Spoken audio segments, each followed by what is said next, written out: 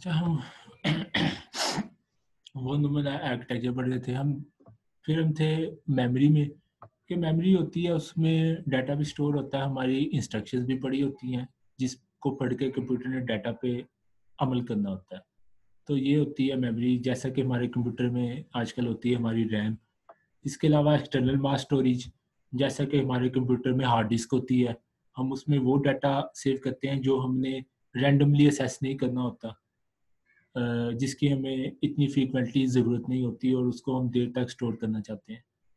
फिर input and output mechanism, और हमारे कंप्यूटर के साथ बहुत से input and output devices connect होती हैं और डिफरेंट मैकेनिज्म को यूज़ करते हुए हम उसको इंफॉर्मेशन देते हैं और उससे इंफॉर्मेशन लेते हैं। फिर one woman base computer uses a single processor.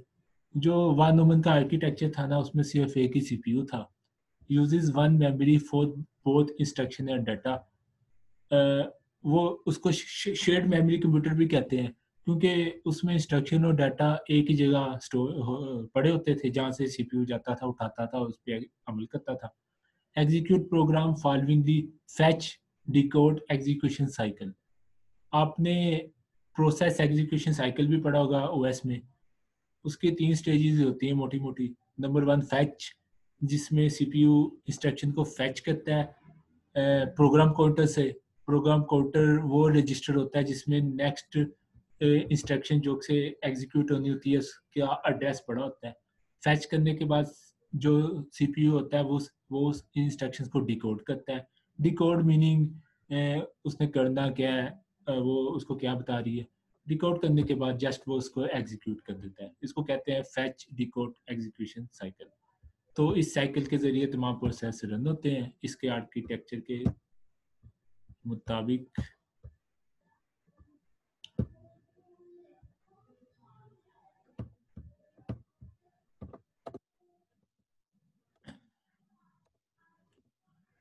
अच्छा, इसके 4 मेजर पार्ट्स होते हैं, वो हमने देख लिया। Memory control unit, arithmetic logic unit, input and output. अच्छा, read write random access memory is used to store both program instruction and data. Program instructions are coded data which tell the computer to do something. Data is simply information to be used by the program. वही बात के data program use करता है और instructions तो उसको बताती हैं कि तूने इस डाटा के साथ करना क्या है। फिर control unit fetches instructions from memory, decodes the instructions and then subsequently coordinates the operation to accomplish the program task. फिर arithmetic and logic unit performs basic arithmetic and logic operations. Input and output devices is the interface to the human operator. मतलब वो इंसान और computer के दरमियान as a interface काम करता है कि हम उसे डाटा ले सके और डाटा दे सके। ठीक है और ताकत दे के उथों तो फेल लाਉਂਦੇ हैं बंद करके ना। अब हम देखेंगे कि इसके आर्किटेक्चर में क्या क्या लिमिटेशन थी। तो at a time the CPU can execute only one instruction. सबसे पहली तो वही बात जो जब से कंप्यूटर बना है तब से ये बात चलती आ रही है कि सीपीयू एक इंस्ट्रक्शन को एक टाइम पे पकड़ता है और उसको एग्जीक्यूट करता है। दिस वाज द लिमिटेशन जिसको दूर करने के लिए अब तक रिसर्चर्स काम हो रहे हैं और पेपर पब्लिश हो रहे हैं, पीएचडीज हो रही हैं लोगों की। The speed of this sequential computer is thus limited by the speed at which a CPU can retrieve instructions and data from memory and the speed it can process the data. जो हमारे computer की speed है ना, वो limited होगी है इसी बात से कि हमारा सीपीयू कितना तेज होगा। तो जो रिसर्चर्स थे वो सीपीयू की स्पीड को तो बढ़ाते रहे इसी का लालच में कि हम ना प्रोग्राम को जल्दी जल्दी एग्जीक्यूट कर लेंगे, लेकिन इसकी भी एक लिमिट है। वो स्पीड को कितना बढ़ा सकते हैं, एक खास लेवल पे आके सारों की बस हो जाती है कि बस इसके बाद हमारी लिमिट है, अब हमें कुछ और सोचना पड़ेगा। तो इस आर्किटेक्चर में ये दो लिमिटेशन है, एक तो single execution of the instruction और दूसरी स्पीड। अच्छा, transmission speed, how fast data can move through the hardware. एक तो हमारे पास ये ऑप्शन था कि जो हमारी होती है बसेस, उसके अंदर डाटा कितनी स्पीड से मूव हो सकता है मेमोरी और सीपीयू के दरमियान, क्योंकि जब हम अगर इसकी स्पीड को बढ़ाएंगे तो हमारी स्पीड वैसे ही प्रोग्राम की एग्जीक्यूशन की बढ़ जाएंगी। और दूसरी हमारी लिमिटेशन है इकोनॉमिक लिमिटेशन। पैसे की लिमिटेशन हर जगह होती है। जब भी हमने कोई काम करना होता है हमें पैसा चाहिए होता है। अगर उस काम को अच्छे तरीके से करना तो ज़्यादा पैसा चाहिए होता है। तो ये भी हमारी लिमिटेशन है, हम कितना पैसा खर्च कर सकते हैं। तो ये भी बात है। To increase the speed of processing of data, one में interconnect many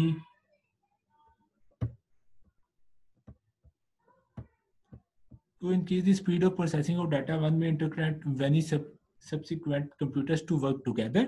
Such a computer which consists of a number of interconnected subsequent computers which cooperatively execute a single program to solve a computer is called parallel computer. वही बात के speed को बढ़ाने के लिए हमने पैसा भी नहीं लगाना ज़्यादा, और ट्रांसमिशन स्पीड भी हम एक खास लेवल तक नहीं बढ़ा सकते। तो उसके लिए डिफरेंट कंप्यूटर्स को आपस में कनेक्ट करके उनकी कंप्यूटर पावर को एक साथ यूज़ किया जाता है, और इस सब का निचोड़ है, इसको हम कहते हैं पैरेलल कंप्यूटर्स। तो ये था वन ह्यूमन आर्किटेक्चर। अच्छा, ये लेक्चर तो यहाँ पे एंड हुआ। तो आप लोग अभी तो एक वीक हुआ है, पढ़ाई भी स्टार्ट नहीं हुई होगी वैसे, पढ़ते हैं जाके जो काम हम करते हैं क्लास में।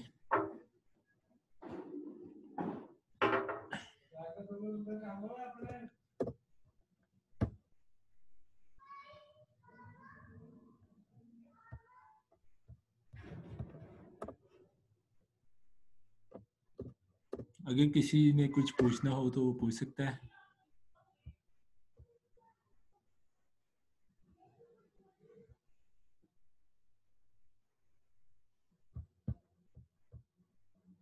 लगता है सारे सो गए 9 बजे उठ के। No sir. अच्छा सर कुछ नहीं पूछना। चलिए, इसके दो मतलब हो सकते हैं, या तो बड़ी समझ आई या फिर ये क्या बोली जा रहे हैं सर समझ ही नहीं आई, बाद में देख लेंगे। चलें, कोई भी मीनिंग हुआ तो कोई मसला नहीं है। वैसे ये है तो थ्योरेटिकल सब्जेक्ट ही इजी है, जो कॉन्सेप्ट पहले पढ़े हुए हैं उसी से रिलेटेड है कि सीपीयू क्या होता है, क्यों होता है, कौन सी कंप्यूटिंग पैराडाइम हम यूज़ कर रहे हैं और कैसे यूज़ कर रहे हैं। इतना कॉम्प्लिकेटेड तो नहीं लग रहा मुझे कोर्स कंटेंट के लिहाज से। अभी तक सारी थी, अभी अगर जहाँ पे समझ नहीं आती वो पूछ लेते हैं। हाँ जी, बाकी अभी कंटेंट भी जो मुझे मिला ना, तो वो भी बस थ्योरेटिकल ही है सारा। अच्छा, आप लोगों ने अपना FYP भी बनाना शुरू कर दिया होगा, वो आप लोग लास्ट सेमेस्टर से सेकंड लास्ट में बनाते हैं कि लास्ट में? लास्ट में सर बनता है। अच्छा, मतलब 6 माह में वो पूरा भी हो जाता है? तो काफी लॉन्ग प्रोसीजर नहीं होता, उसको पहले प्रूव कराना फिर काम करना? सर हो जाता है इधर तो। अच्छा, ठीक हो गया। तो वेब पे कितने स्टूडेंट्स काम कर रहे हैं, क्योंकि आप अब लोग फारग होने वाले हैं, जाहिर सी बात है जाएंगे बाहर इंडस्ट्री में, तो इंटरेस्ट है डिग्री की बुक्स के अलावा?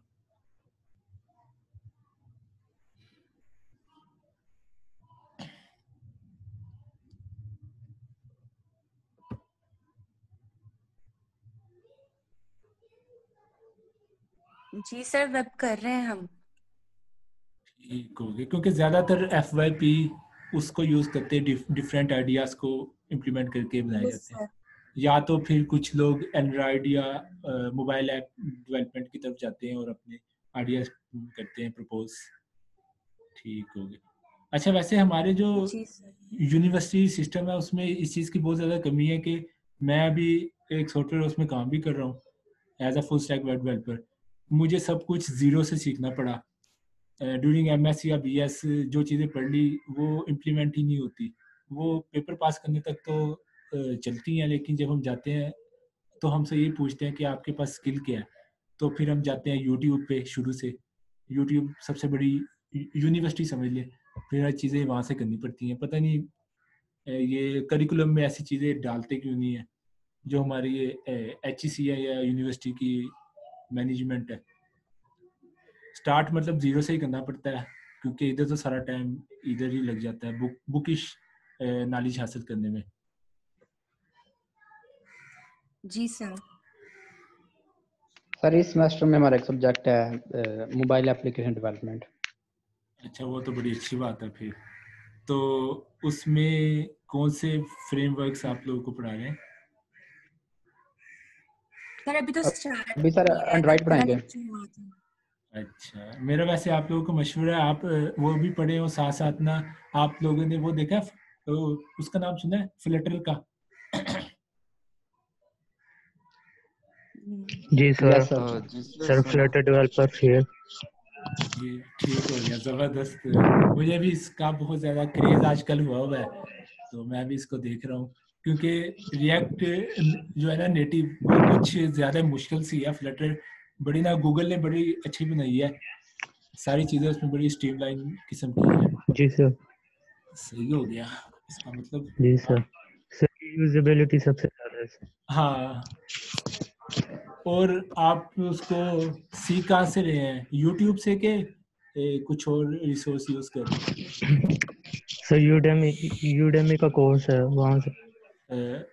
उनका तो नहीं सर मैडम? सीख ली हुई है अब तो। अच्छा, वो वहाँ पे बड़ा सर मशहूर। सीख ली हुई है, अब तो डेवलपमेंट शुरू कर दी। जबरदस्त यार, बहुत अच्छा। उधर सबसे अच्छा कोर्स है मैडम एंजीला का, वो जो चाइनीज टीचर है। आपने सर वही उनका लिया? ही लिया। हाँ, मैंने उनका जी परचेज किया था, उनकी जापानीज है। Japanese sorry. ठीक हो गया, हाँ जी। हाँ सही। जी उनका ही लिया। ठीक है। सर वैसे मैं सॉफ्टवेयर हाउस से कह रहा हूँ। आप सॉफ्टवेयर से कोशिश कर रहे हैं कि वहाँ पे मतलब एज अ डेवलपर? जी सर, नहीं सर मैं अभी सीख रहा हूँ। मेरा मतलब कि इनिशियल स्टेज से आगे दरमियान में तकरीबन सीख रहा हूँ अभी डेवलपमेंट। ठीक हो गया, चले, बहुत अच्छी बात है। तमाम स्टूडेंट्स को चाहिए ये जो है ना बुकिश नॉलेज। मैं एमएस के बाद निकला हूँ, तो मुझे बड़ा फील हुआ है कि मतलब कि इंडस्ट्री का कुछ भी नहीं पता होता, तो साथ साथ करना बहुत ज़रूरी है। तो मुझे भी काफ़ी टाइम लगा था इसके बाद। सही हो गया। इसके अलावा अगर कोई कोर्स कंटेंट की बात डिस्कस करनी हो या कुछ और?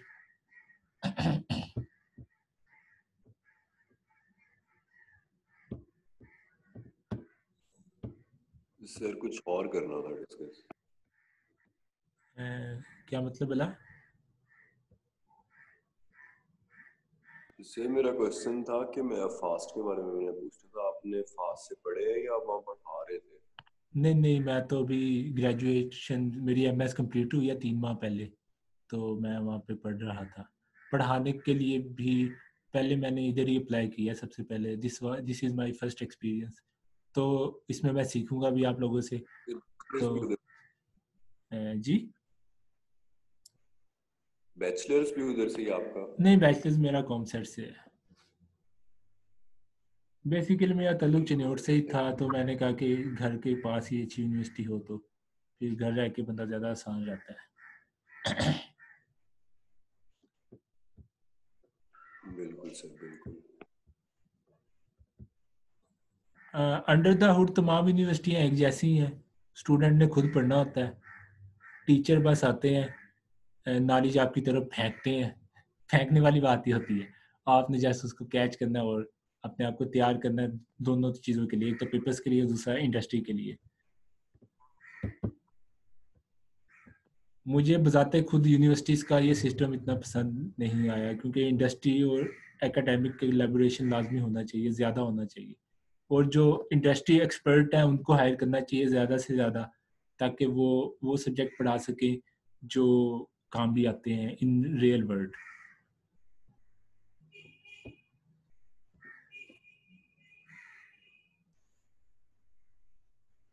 चलें फिर आज का हम कंक्लूड करें।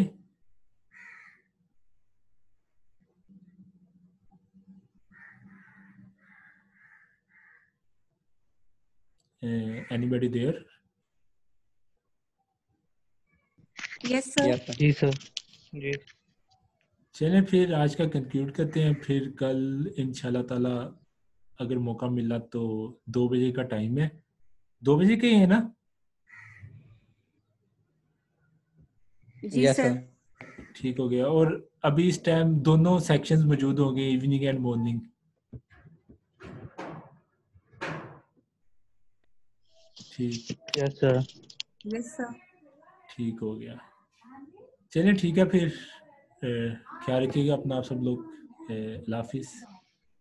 और एक और चीज़, अल्लाह हाफ़िज़। जब मैं कॉल एंड करता हूँ ना, तमाम चीज़ें गायब हो जाती हैं, वो अटेंडेंस भी गायब हो जाती है। मुझे ज़रा उसका देखने दें, उसका क्या सीन करना होता है। सर रिकॉर्ड कर लिया करें। सेव कर ले पहले ही। नहीं, रिकॉर्डिंग पे तो मैंने लगाया हुआ है, फिर वो मुझे वीडियो देखनी पड़नी है कि कौन कौन बोल रहा है present, I think. Sir chat में सर वो चैट में प्रेजेंट किया था सबने। तो अटेंडेंस भी सेव हो जाती है चैट से। अच्छा चले चैट में सबने किया तब अपना रोल नंबर लिख के। चले ठीक हो गया। चले ठीक है, thank you so much for all of you for coming. इंशाल्लाह नाम के साथ भी वैसे सर रोल नंबर है, आप पार्टिसिपेंट देख सकते हैं। वैसे वो ना, भी वैसे मुझे ये हो जाएगा इस तरह का। वैसे मुझे बजाते खुद ना अटेंडेंस से इतना वो नहीं, क्योंकि मैं अपने जब मैं स्टूडेंट था ना, अटेंडेंस कुछ भी नहीं, मतलब स्टूडेंट की अपनी रिस्पॉन्सिबिलिटी होती है, एम स्टूडेंट को प्रेशर में रखना कि इतने परसेंट करो, लेकिन फिर भी आना तो चाहिए। ये मेरी अपनी पर्सनल राय रही है जब मैं स्टूडेंट होता था। जी सर। चले चले ठीक है फिर, मैं पहले ये शेयरिंग ऑफ कर दूँ। Stop sharing. चले ठीक है फिर, अल्लाह हाफिज। अल्लाह हाफिज सर।